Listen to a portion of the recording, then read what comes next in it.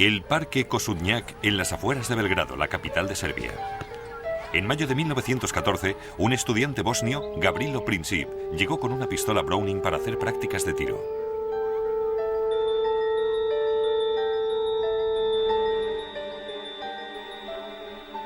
Princip tenía 19 años de edad. Según su instructor, no era muy buen tirador. Otros alumnos tenían más confianza en sí mismos. Siempre que Princip fallaba, la gente que miraba se reía de él. Eso le hacía llorar.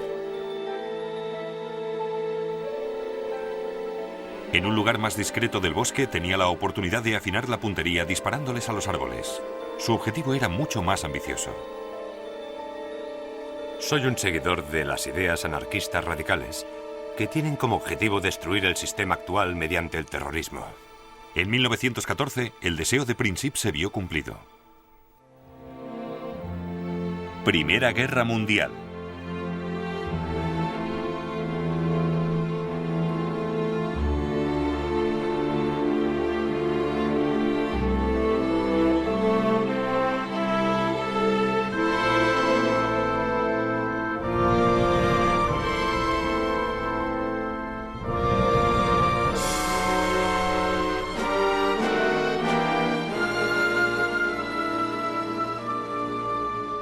A las armas. La Primera Guerra Mundial empezó casi por accidente y terminó de forma igualmente extraña. Mientras duró, fue más destructiva que cualquier otra guerra anterior. En la Primera Guerra Mundial murieron más soldados británicos, franceses e italianos que en la Segunda.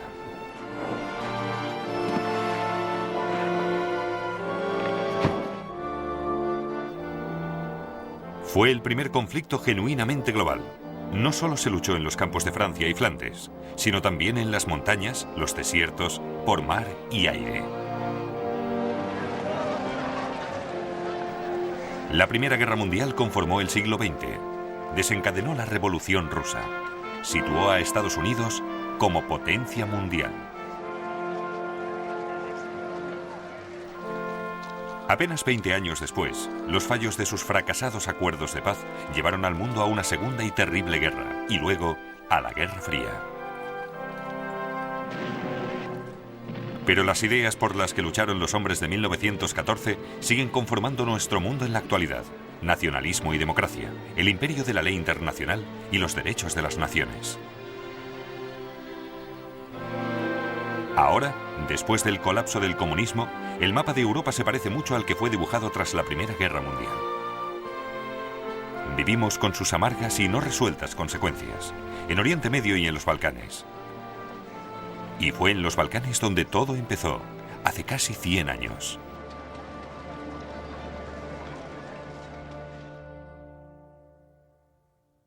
A principios del siglo XX, al igual que a finales del mismo, los Balcanes eran la zona más inestable de Europa. Aquí, 3 grandes imperios luchaban por el poder y la influencia: el austrohúngaro, el ruso y el otomano.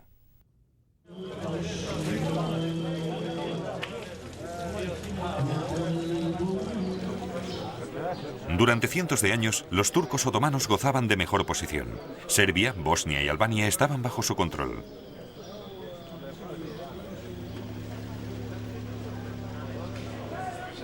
En Belgrado construyeron más de 80 mezquitas, pero a principios del siglo XX solo quedaba esta.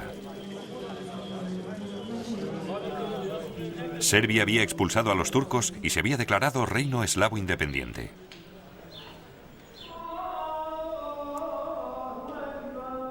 Pero en las fronteras de Serbia había un desafío aún mayor al nacionalismo eslavo: el imperio austrohúngaro. Los viejos turcos del sur se han marchado, pero llegan nuevos enemigos procedentes del norte, más temibles y peligrosos que los anteriores. Quieren arrebatarnos nuestra libertad y nuestra lengua y aplastarnos.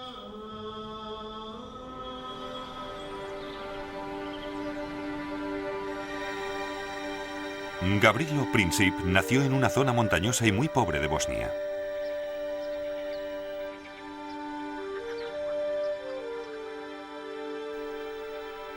Su casa fue destruida en las guerras de los Balcanes de la década de los 90.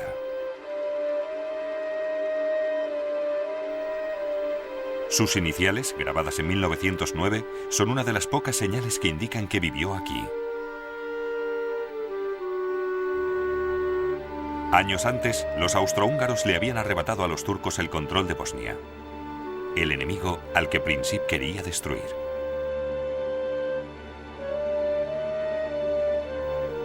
Su objetivo particular era el heredero al trono austrohúngaro, Francisco Fernando, miembro de la familia reinante, los Habsburgo.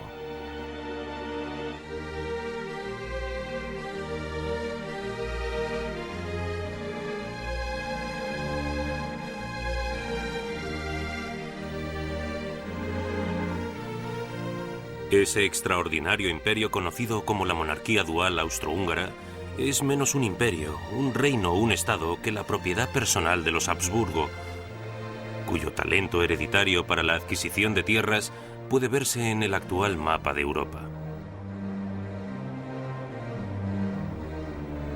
El imperio estaba gobernado por el tío de Francisco Fernando, Francisco José. Se sentaba en 2 tronos, como emperador de Austria y rey de Hungría. En 1914 llevaba 66 años gobernando. Los dedicó a oponerse a cualquier tipo de cambio. Apenas visto sin su uniforme militar, odiaba la idea de la reforma política. Como le dijo al presidente de Estados Unidos, Theodore Roosevelt, en mí puede ver al último monarca europeo de la vieja escuela.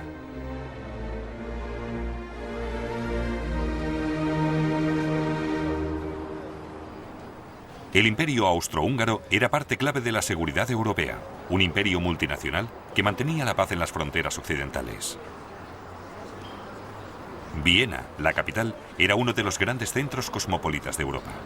Este fue el imperio que produjo a Freud y a Mahler, a Schiele, Kafka y Strauss.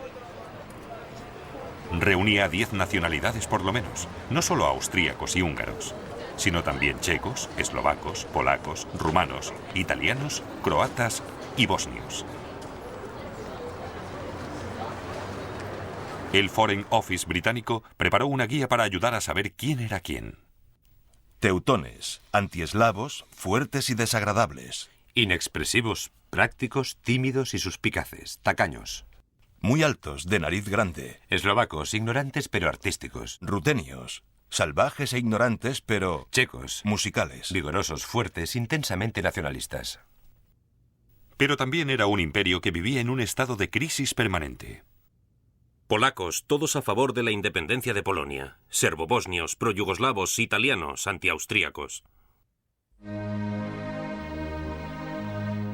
En todo el imperio, solo los húngaros y los austríacos tenían auténtico poder, pero los húngaros se negaban a compartirlo con los demás.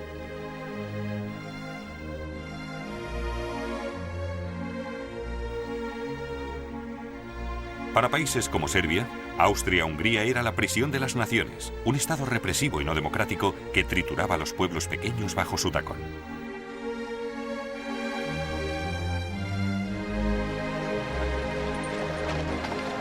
En 1905 hubo manifestaciones nacionalistas en Viena.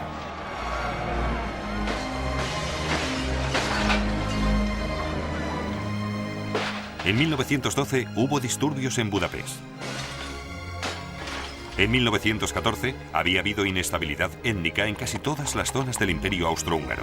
Fueron suspendidos los parlamentos locales y se llamó al ejército para restaurar el orden.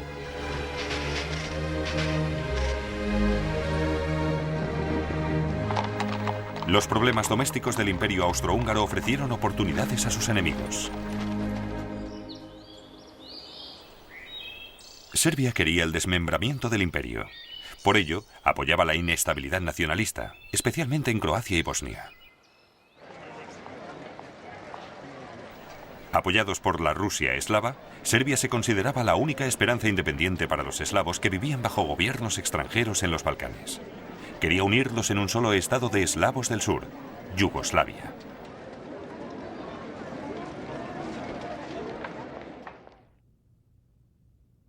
Dragutin Dmitrievich era oficial del ejército serbio. Se oponía a cualquier relación con Austria.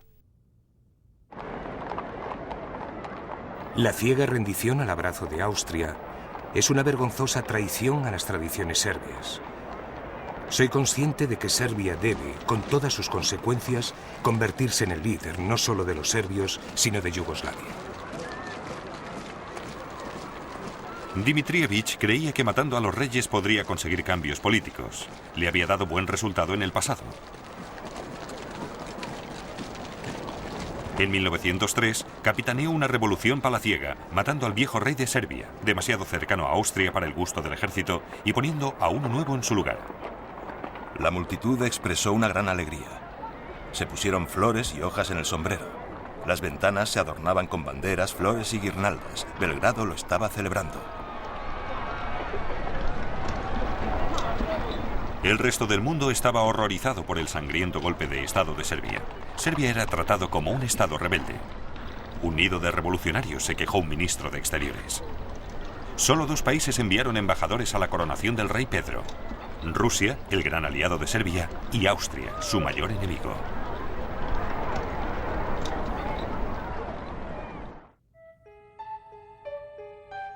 Dmitrievich era también uno de los miembros fundadores de La Mano Negra, una sociedad militar secreta que empleaba el terrorismo y el asesinato para intentar el establecimiento de Yugoslavia.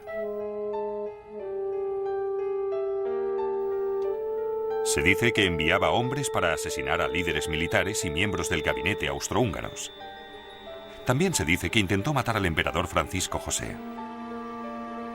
No se le veía por ninguna parte, pero se sabía que él lo hacía todo.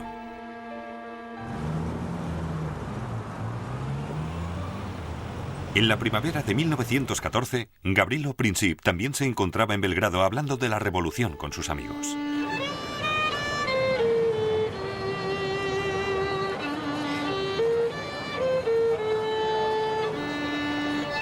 Luego, los jóvenes bosnios oyeron que el archiduque Francisco Fernando visitaría Sarajevo en junio. Esta era su oportunidad de llevar a cabo sus acciones.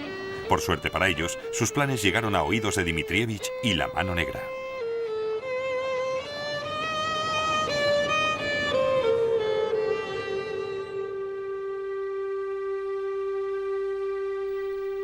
Dmitrievich trabajaba en la fortaleza Kalemegdan, en Belgrado, como jefe de la inteligencia militar serbia.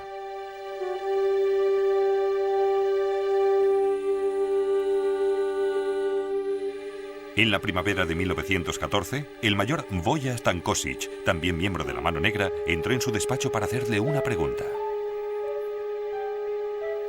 Me están molestando unos jóvenes bosnios. Estos chicos quieren llevar a cabo una gran acción a cualquier precio. Han oído que Francisco Fernando viene a Bosnia y me han rogado que les deje ir. ¿Qué me dice? Les he dicho que no pueden ir, pero no me dejan en paz. Francisco Fernando iba a Bosnia para observar las maniobras del ejército austrohúngaro en las colinas de Sarajevo.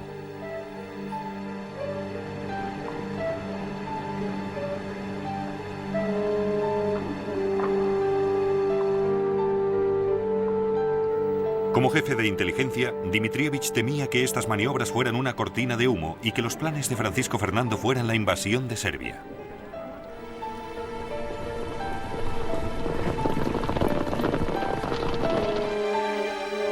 Como líder de La Mano Negra, creía que cualquier cosa que desestabilizara al imperio austrohúngaro era bueno para su querida Serbia.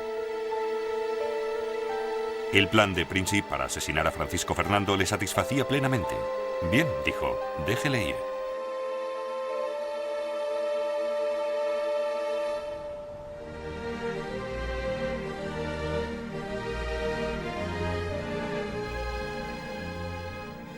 A diferencia de Gavrilo Princip, el archiduque Francisco Fernando era un excelente tirador. Uno de sus castillos, Konopíš, en la actual República Checa, está lleno de pruebas que lo demuestran. A los 50 años de edad, cazó 5.000 ciervos, así como otros 200.000 animales, todos cuidadosamente numerados.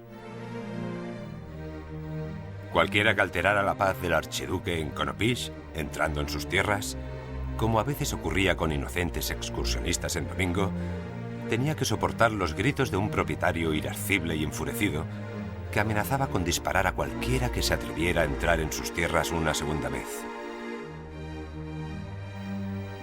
En 1914, Francisco Fernando esperaba ser emperador. Todo el mundo sabía que no pasaría mucho tiempo antes de que falleciera su tío. Incluso estaba listo el retrato oficial, Francisco Fernando con las grandes cruces y la banda que solo el emperador podía llevar. No tenía paciencia para las convenciones y etiquetas de la corte vienesa. Desafió a su tío casándose con Sofía Chotek, que no era de sangre real.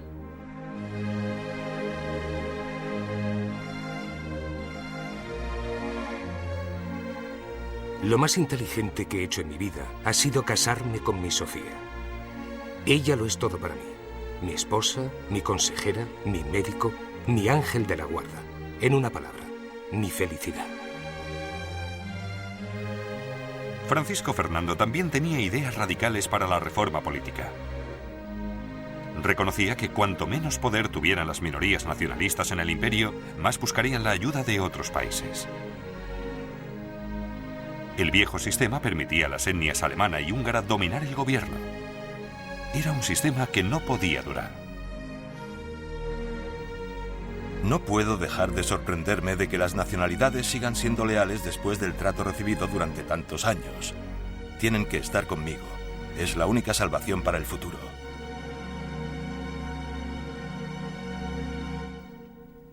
En 1914, el emperador alemán se reunió con Francisco Fernando en Konopisch. El Kaiser tenía una solución muy sencilla para enfrentarse a las problemáticas minorías nacionalistas. Los eslavos no nacen para gobernar, sino para obedecer. Y debemos hacérselo entender. Y si imaginan que pueden buscar la salvación en Belgrado, debemos disuadirles de tal idea. Pero Francisco Fernando tenía una idea mejor. Él creía que una reforma política era la mejor forma de mantener en pie al imperio multinacional austríaco y proteger su propio futuro como emperador. Ordenó que trazaran este mapa para mostrar cómo el imperio de los Habsburgo podía convertirse en los Estados Unidos de la Gran Austria.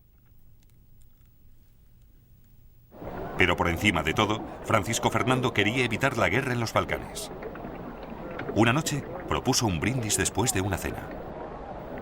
Por la paz. ¿Qué conseguiríamos de una guerra con Serbia? Perderíamos la vida de hombres jóvenes y gastaríamos un dinero que podríamos emplear mejor en otros temas. ¿Y qué ganaríamos? Por todos los santos.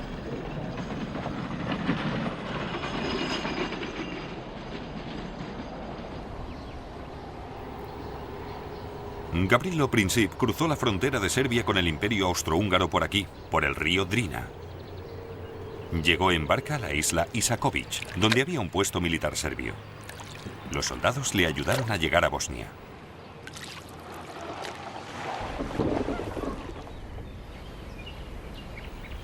Desde aquí llegó a Sarajevo, donde se encontró con otros 6 conspiradores. El mayor serbio Tankosic les había proporcionado 4 pistolas, 6 bombas y píldoras para suicidarse en caso de que les capturaran. Ya se encontraban en Sarajevo cuando el 25 de junio Francisco Fernando llegó a las afueras de la capital. Tenían planeado atacarle 3 días más tarde, mientras iba en coche desde la estación del ferrocarril al ayuntamiento. Uno se situaría en el primer puente de esta carretera. Princip y los demás cubrirían el resto del camino.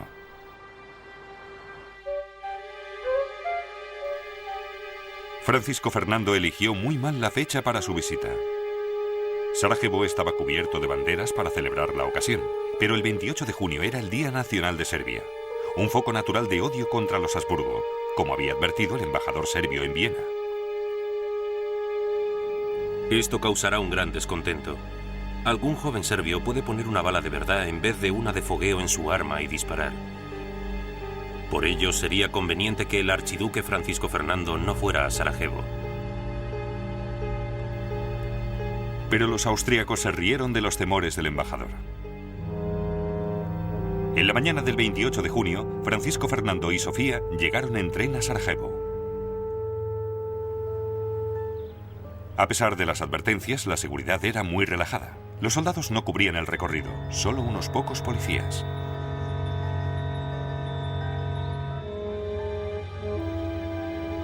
El coche real era un Graf und Stief, A petición de Francisco Fernando se bajó la capota del mismo y fue avanzando a muy poca velocidad para que la gente pudiera verle y él pudiera disfrutar del paisaje.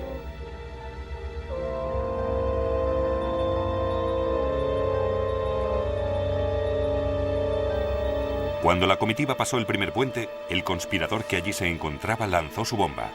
Sentado frente a la pareja real se encontraba Óscar Potiorek.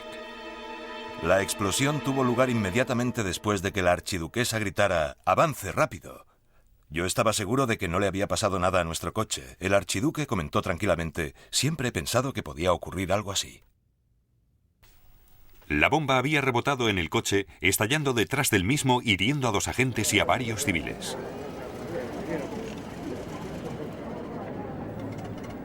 Francisco Fernando paró para interesarse por los heridos antes de salir a gran velocidad hacia el ayuntamiento. Allí, el alcalde de Sarajevo empezó con su discurso oficial de bienvenida. El archiduque le interrumpió. Señor alcalde, ¿de qué sirve su discurso? He venido como amigo a visitar Sarajevo y alguien me ha lanzado una bomba. Esto es un ultraje. Hasta ahora el plan de los jóvenes bosnios había fracasado. Francisco Fernando seguía con vida. La seguridad oficial estaba en estado de alerta. Gavrilo Princip ya se marchaba, pero se detuvo en la esquina de la calle Francisco José para comprar un bocadillo. Luego, su suerte cambió.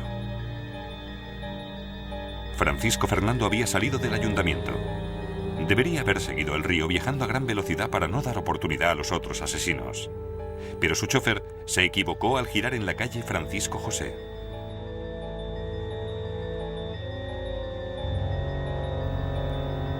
Cuando el coche real iba marcha atrás para volver a la calle principal, Princip se vio cara a cara con su objetivo. En ese momento oí el disparo de una pistola, seguido de otro. Y en el mismo momento vi a un hombre que, frente a mí, era tirado al suelo por la gente que le rodeaba y el brillo del sable de un guardia de seguridad descendiendo sobre él. Un fino hilo de sangre salió disparado de la boca de Su Alteza y me dio en la mejilla derecha. La archiduquesa gritó: «Por todos los santos, ¿qué te ha pasado?». Luego resbaló del asiento y quedó en el suelo del coche. Supuse que solo se había desmayado. Luego oí que Su Alteza Imperial decía: «Sofía, Sofía, no te mueras. Has de seguir con vida por los niños». Le pregunté si le dolía mucho y claramente me dijo: «No es nada».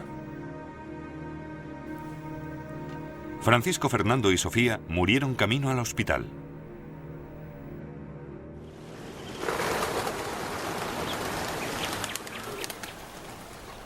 Los habitantes de Sarajevo no sabían que un grupo de oficiales del ejército serbio había patrocinado en secreto el asesinato.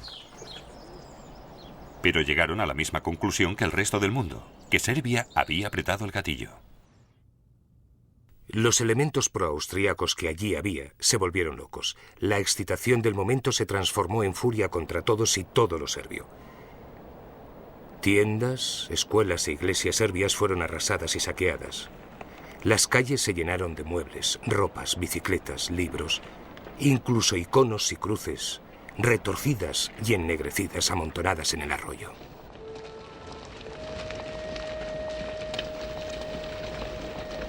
Solo en Sarajevo fueron detenidos más de 200 serbios. Las autoridades locales colgaron a algunos en la prisión de la ciudad. Muchos más murieron en pogroms en Bosnia y Herzegovina.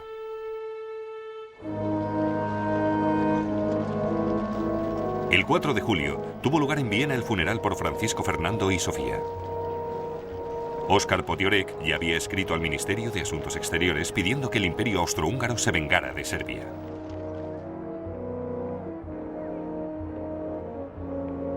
Debemos aprovechar la primera oportunidad y darle un golpe destructivo a Serbia para darle a la monarquía unas décadas de tranquilo desarrollo interno. Serbia debe aprender de nuevo a temernos.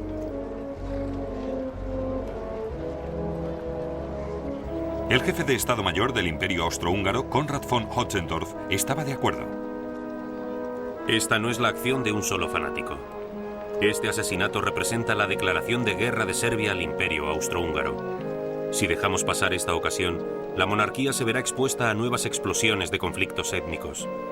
El Imperio Austrohúngaro debe declarar la guerra por razones políticas.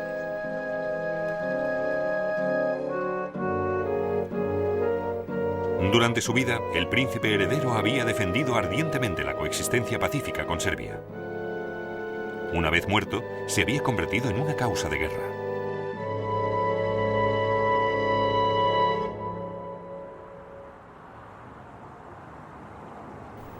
El asesinato de Francisco Fernando no encendió inmediatamente la hoguera de Europa. A principios de julio, las tensiones internacionales no eran muy importantes. Pero en Viena, entre bastidores, los líderes austrohúngaros estaban planeando cómo vengarse de Serbia sin que les aplastaran los poderosos amigos de esta.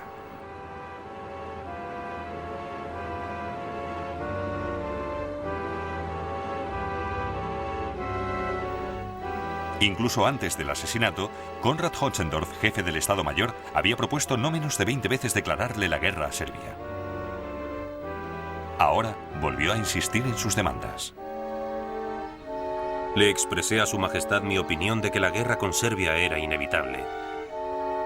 Eso es cierto, me dijo Su Majestad. Pero ¿cómo va a librar la guerra si todos, particularmente Rusia, van a atacarnos? Contamos con el apoyo de Alemania, le repliqué. Su Majestad me miró inquisitivamente y dijo, ¿está seguro de eso? Este fue el momento en el que lo que podía haber sido otra guerra en los Balcanes acabó convirtiéndose en la Primera Guerra Mundial. El emperador austrohúngaro, Francisco José, le pidió ayuda al Kaiser alemán. El 6 de julio recibió la respuesta que esperaba. El gobierno alemán mantiene la opinión de que nosotros debemos decidir lo que debe hacerse. Respecto a lo que nosotros decidamos, podemos estar seguros de que Alemania estará de nuestro lado, ya que es un fiel aliado y un amigo de nuestra monarquía.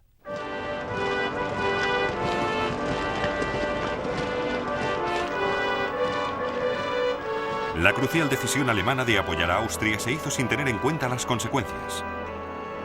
Ni el Kaiser ni sus líderes políticos y militares se molestaron en averiguar lo que tenía previsto el Imperio Austrohúngaro. Fue un extraordinario error. Porque en los Balcanes nada ocurría de forma aislada. Europa estaba dividida en dos. Por una parte estaban Alemania, el Imperio Austrohúngaro e Italia. Por la otra, Francia y Rusia. La guerra con uno podía significar la guerra con los demás. Nadie sabía cómo respondería Rusia si era atacado uno de los principales países de los Balcanes. Era posible que entrara en guerra con Austria para proteger a Serbia. En ese caso, Alemania tendría que entrar en guerra para proteger a Austria.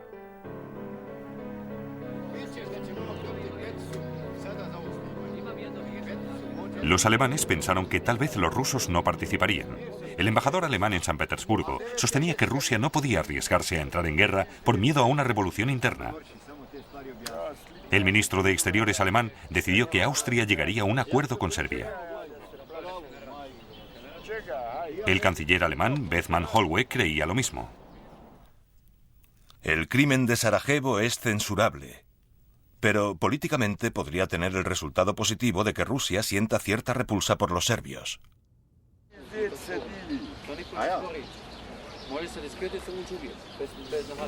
Fue el apoyo incondicional de Alemania lo que alentó a Austria a seguir adelante. Pero en 1914, lejos de arrastrar al mundo a una guerra debido a una agresión, Alemania estaba presionando a este por culpa de su incompetencia e ilusiones. El Kaiser estaba tan seguro de que no estallaría la guerra que se fue de vacaciones.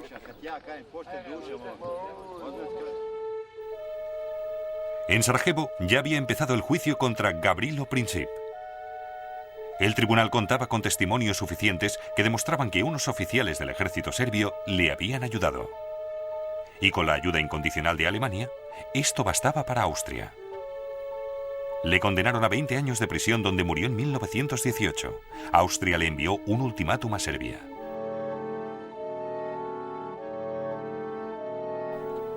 Este documento fue la excusa de Austria para ir a la guerra. Sus demandas eran tan extremas e insultantes que Serbia no podía aceptarlas.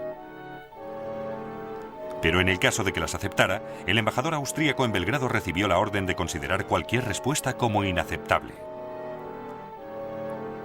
Entregó el ultimátum a las 6 de la tarde del 23 de julio de 1914. Slavka Mihailovich era médico en Belgrado.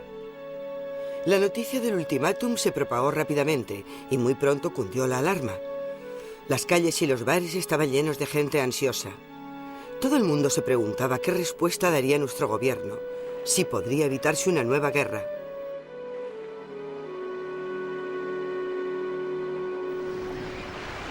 El ultimátum de Austria cogió desprevenidos a los diplomáticos del mundo entero.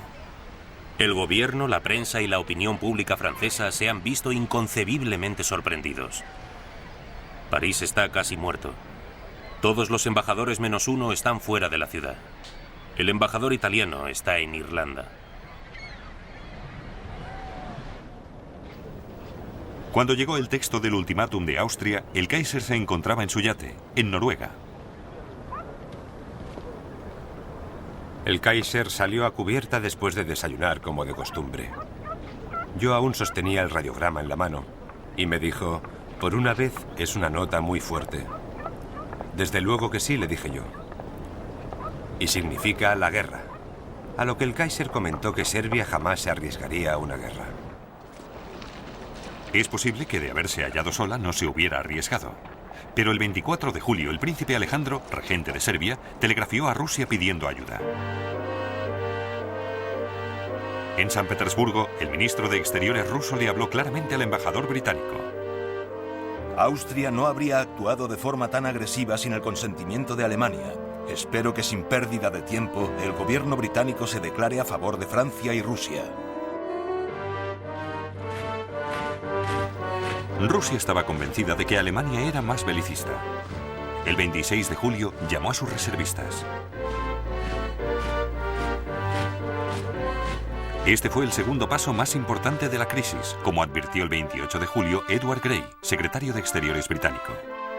Desde el momento en que la disputa deje de ser un asunto entre el Imperio Austrohúngaro y Serbia y se convierta en uno en el que esté implicada otra gran potencia, solo puede terminar en la mayor catástrofe que haya sufrido el continente europeo. Ese mismo día el Imperio Austrohúngaro le declaró la guerra a Serbia. Los primeros disparos de la guerra se oyeron aquí, en la fortaleza austríaca de Zemun, separada solo por el río de Belgrado. En plena noche, el mayor Wojciech Tankosich ordenó a la Mano Negra que volara el único puente del ferrocarril.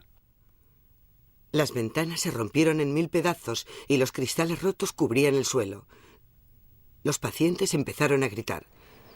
Luego se oyó otra explosión y otra más. Era cierto, la guerra había empezado.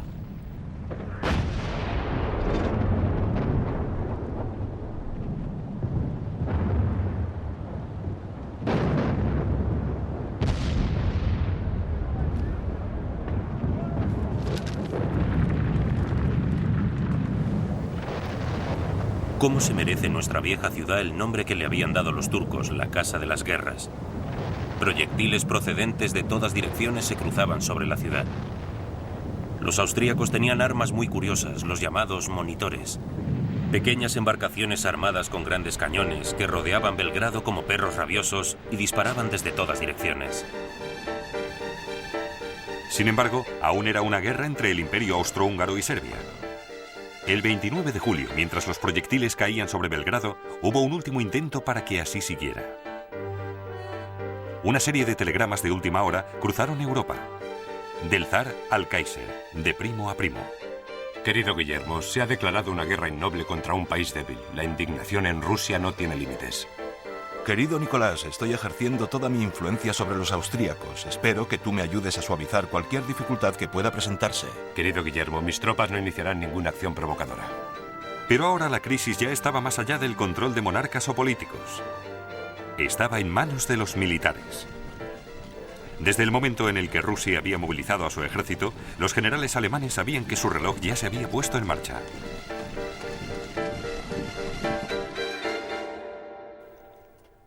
La alianza entre Francia y Rusia significaba que Alemania tenía dos frentes que defender. Su única esperanza era enfrentarse a Francia en el oeste antes de que el grueso del ejército ruso la invadiera por el este. Esto no dejaba tiempo a esperar. Para Alemania, la movilización rusa significaba la guerra.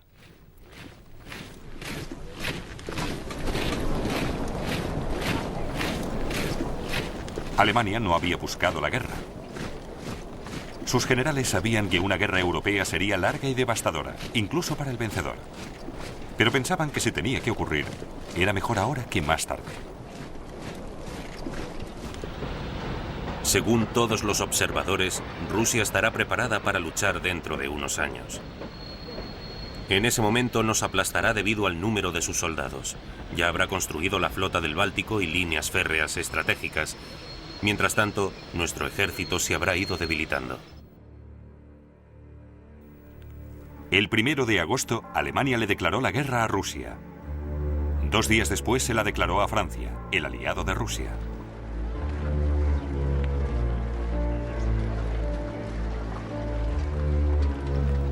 Por toda Europa, 10 millones de hombres marchaban a la guerra.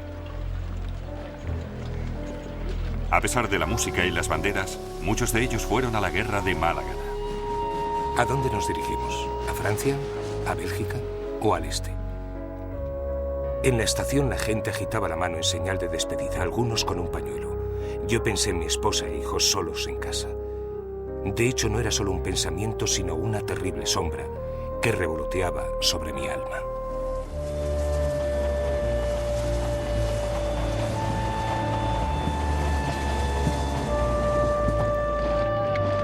Dios, qué larga es esta ciudad. La bayoneta se me clava en la carne, el cuello de la guerrera no me deja respirar. Pero al levantar la vista vi a una chica bonita. Era tan evidente su admiración, conmovida por lo que veía, que entendí que teníamos que parecer atractivos y marchar con la cabeza erguida. Allá vamos, marchando siguiendo el ritmo de la banda. A pesar de que a donde vamos la gente muere, es mutilada, destrozada, masacrada. En la formación mis compañeros se irguieron al verla.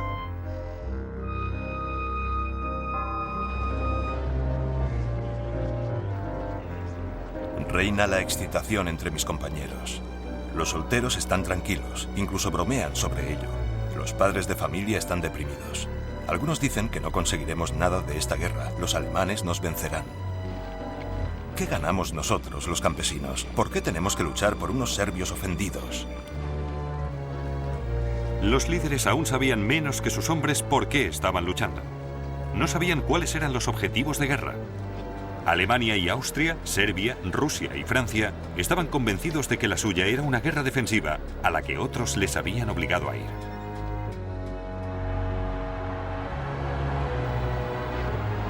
La única gran potencia europea que permanecía al margen era Gran Bretaña.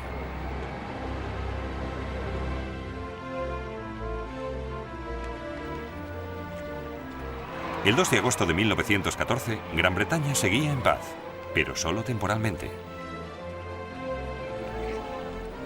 Hemos vivido un estado de gran nerviosismo, ya que han llamado a los reservistas y las vías férreas están fuertemente protegidas.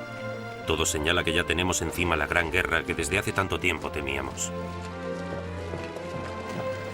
Pero Gran Bretaña era la única gran potencia que no podía alegar que era víctima de una agresión. Nadie la había atacado, así que ¿por qué luchar? Realmente no era para defender los derechos de las naciones pequeñas, por lo menos no los de Serbia, según el Manchester Guardian. Si fuera físicamente posible arrastrar a Serbia a alta mar y hundirla, por fin el aire de Europa parecería más limpio. Gran Bretaña tampoco estaba obligada por ningún tratado, como aseguró al Parlamento Edward Grey, secretario de Exteriores. No formamos parte de la alianza franco-rusa. Ni siquiera conocemos los términos de la alianza. Pero en privado, Grey y otros líderes sabían que Gran Bretaña tenía que luchar. Si Gran Bretaña permanecía neutral, la guerra amenazaría su vasto imperio, su comercio global y su seguridad. Y Gran Bretaña necesitaba mantenerse en términos amistosos con Francia y Rusia. Incluso en tiempos de paz, carecía del poder necesario para defender su imperio contra todos. En África e India, la seguridad de las colonias británicas dependía de la buena voluntad de Francia y Rusia. En 1914, Gran Bretaña temía a sus amigos tanto como a sus enemigos. Si le fallamos a Rusia ahora, no podemos esperar mantener esa cooperación amistosa con ella en Asia, que es de vital importancia para nosotros. Sobre todo, Gran Bretaña no podía permitir que Europa estuviera dominada por una Alemania triunfante. Si Alemania invadiera los puertos del canal, el control de los mares de Gran Bretaña se vería amenazado. El primer ministro, Herbert Asquith, tenía una opinión muy pragmática. Sería contrario a los intereses británicos que Francia fuera aniquilada. A las 11 de la noche del 4 de agosto, Gran Bretaña declaró la guerra a Alemania. Era como si estuviéramos esperando la señal para darle a la palanca que enviaría a millones de hombres a su destino. Las profundas notas del Big Ben sonaron en la noche, las primeras campanadas de la hora más decisiva desde que emergió de las profundidades. De repente todas las caras se contrajeron con dolorosa intensidad. Es horrible pensar en todo el sufrimiento que puede provocar la movilización. Supongo que cuanto menos se piense en ello, mejor. Nunca hablamos de la muerte y tampoco pensamos mucho en ella. Pero cuando todos están durmiendo y tú estás despierto, a veces miras al futuro y surgen las preguntas. El gobierno británico tenía un libro de guerra en el que se detallaba todo lo que debería hacerse en una emergencia. Los líderes del país sabían que la guerra sería una lucha larga y dolorosa, un proceso lento y demoledor de bloqueo, de rendir por hambre al enemigo. Pero la mayoría de los civiles no tenían ni idea de en qué se estaban metiendo. Por toda Europa, la gente se agolpaba en los bancos. El ministro de Finanzas francés le dijo a un general británico que la guerra no podría durar más de un año porque se agotaría el dinero para financiarla.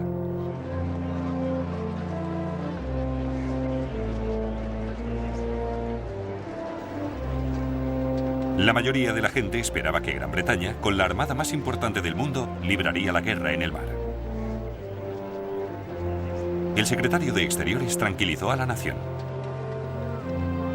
Para nosotros, con una flota poderosa, capaz de proteger nuestro comercio, nuestras costas y nuestros intereses, si nos vemos implicados en la guerra, sufriremos poco más que si nos mantuviéramos neutrales.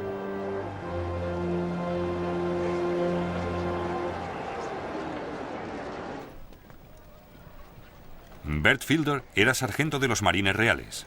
Tranquilizó a su esposa. Mi querida Nell, no creo que esta guerra sea ni la mitad de mala de lo que la gente espera. Verás, para Inglaterra no es tarea difícil, por lo que no tienes por qué preocuparte. Mientras pueda mantenerte informado de dónde estoy, todo irá bien.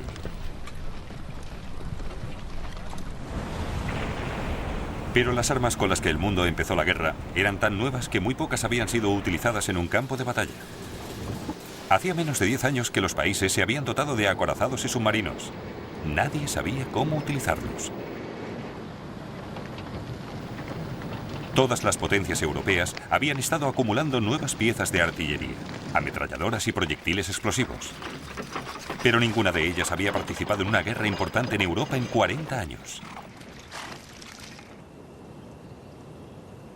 La crisis había empezado en los Balcanes. Y cuando los austríacos se enfrentaron a los serbios, la Primera Guerra Mundial comenzó aquí de la misma forma que seguiría en todas partes. Una guerra en la que resurgirían las viejas rencillas y se olvidaría el libro de normas.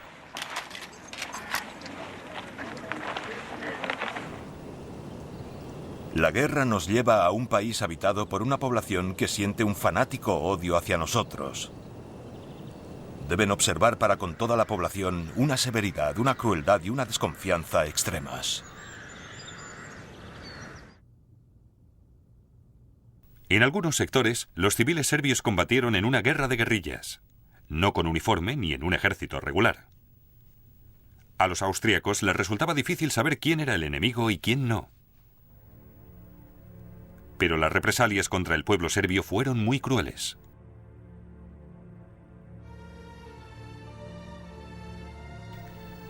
Esta era una guerra de nacionalidades y razas. No solo contra un ejército enemigo, sino contra pueblos enteros. Durante el primer mes de guerra, 4.000 civiles del oeste de Serbia murieron o desaparecieron.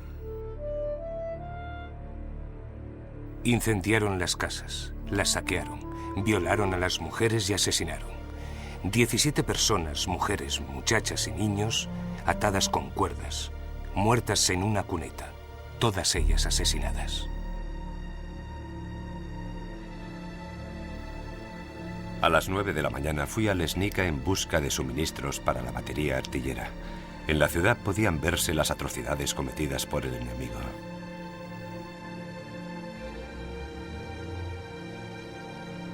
Diez personas, entre ellas algunos niños, habían sido colgadas cerca de la iglesia.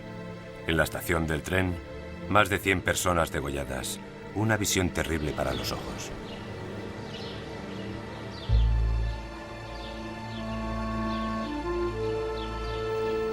En la ciudad serbia de Priniavor, esta capilla recuerda a aquellos que murieron. El gobierno serbio pidió un informe sobre las masacres a Rudolf Reis, un médico suizo. Las masacres de la población civil fueron sistemáticamente organizadas por el mando del ejército invasor. Toda la responsabilidad debe recaer en el mando, y también el deshonor en el que ha caído este ejército.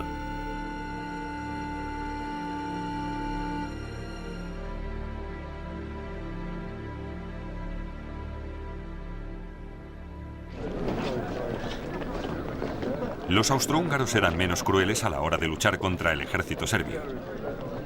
Esto también estableció un patrón en la guerra, un anticipo de la debilidad militar que caracterizaría la relación del Imperio austrohúngaro con Alemania.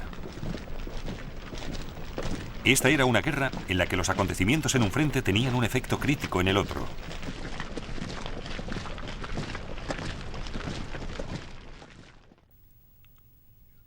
Alemania confiaba que en su aliado, el Imperio austrohúngaro, se centrara en el frente oriental. Con Rusia concentrando sus tropas en sus fronteras, Alemania se horrorizó al saber que Austria había reunido sus reservas no para atacar Rusia, sino en los Balcanes para enfrentarse a Serbia. Mientras tanto, el grueso del ejército serbio había marchado desde el sur del país, creciendo en número a medida que iba avanzando. El 12 de agosto, por fin se encontró con los austríacos en la montaña de Cer.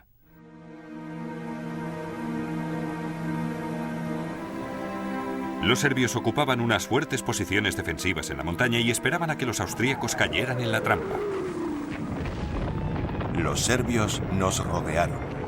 La artillería serbia tenía perfectamente calculada la distancia. Por desgracia, o así nos lo dijeron unos oficiales, habíamos llegado al campo de prácticas de la artillería serbia. De chiste. Los serbios repelieron fácilmente el ataque austrohúngaro. Podíamos ver cómo el enemigo se retiraba a lo largo del río. Su convoy de municiones dejó sus carros en el valle y huyeron todos tan pronto les alcanzó nuestra artillería. ¿Un ejército derrotado? No. Una masa incontrolada corriendo hacia la frontera presa de un terror insensato. Los conductores fustigaban a los caballos, oficiales y soldados se abrían paso por entre las columnas de carros.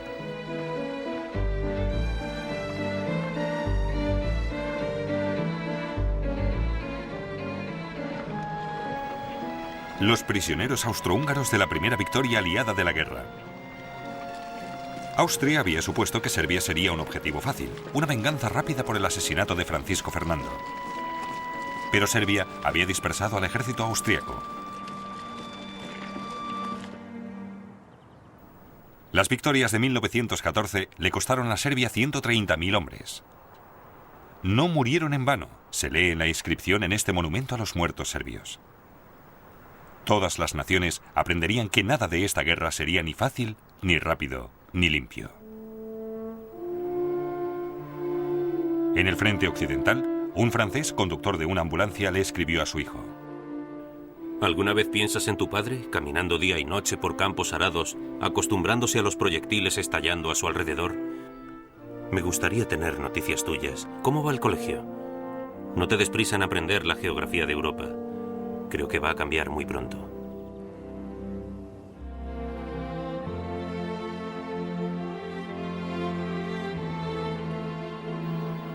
En el próximo episodio de La Primera Guerra Mundial, los ejércitos alemanes entran en Bélgica y Francia dejando un rastro de atrocidades. Y Francia, con la ayuda de Gran Bretaña, lucha por su supervivencia.